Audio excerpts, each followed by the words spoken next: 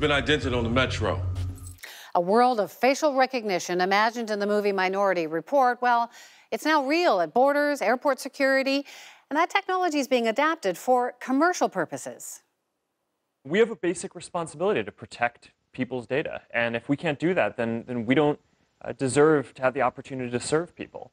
Yeah, we heard about how Facebook user data was misused during the 2016 election. That story was so big, you might have missed the other story that the social network also got in trouble for collecting facial images without users' consent.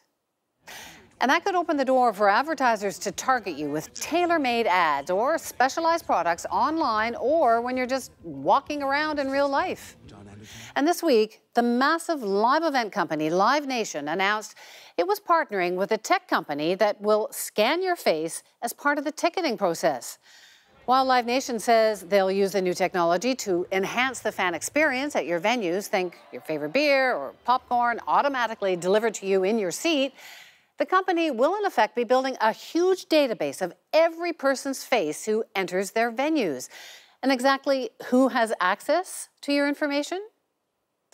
Takara Small is a technology expert and entrepreneur who has written on the topic for the Toronto Star, Fortune, and Forbes magazine. So, Takara, I mean, the companies are saying that this will enhance the consumer experience. They talk a bit about security and safety.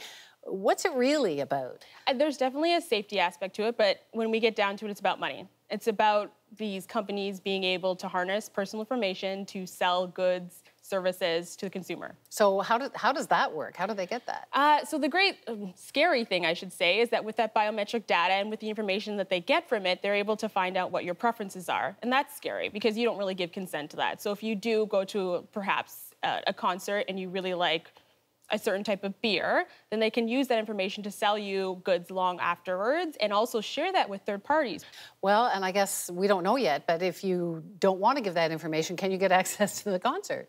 And I think that's the scary part because we don't know. And I think being able to opt out is something as well that consumers aren't being told of what that means.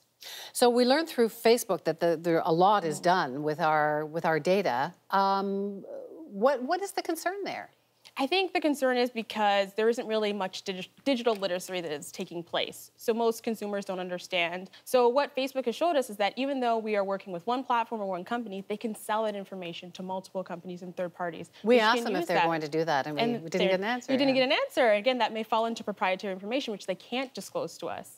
So that information about us, about myself being a woman of color, that information could be used by a whole host of organizations that I have no knowledge of. Yeah, it's very personal. It's your face. So you talk about bias. Are there assumptions that could be made? Like what are you afraid of there? Yeah, I think there definitely there's bias, and I think in general humans are biased and flawed. So the individuals making this type of technology as well will have that, and it'll be inherent in the technology. When you look at me, you don't really think I've covered technology for the last 10 years, but I have. And I think the issue is that with that bias, it could eliminate me from other opportunities or services. And you go back to Facebook, they actually have facing a lawsuit because their advertising for housing discriminated against people of color. It was aimed at particularly white people. So that's always an issue. So it may be coming to hockey games or arenas, but where is this going? What's the potential here? I think this technology will soon be adopted everywhere. So that means that when you're walking into a mall, or you're walking into a concert, or you're just walking down the street, that's good and that's bad. There are a lot of opportunities for this.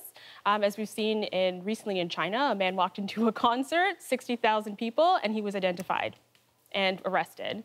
And so I think as we move forward, this is just reality. This is what's going to happen. This is what's going to take place. And people just need to be aware and actually have a discussion about whether or not we can protect our privacy and how to do that. So much to watch for coming soon to a lot of places near us. Sounds like. Thanks so much, Takara. Thank you. Takara Small.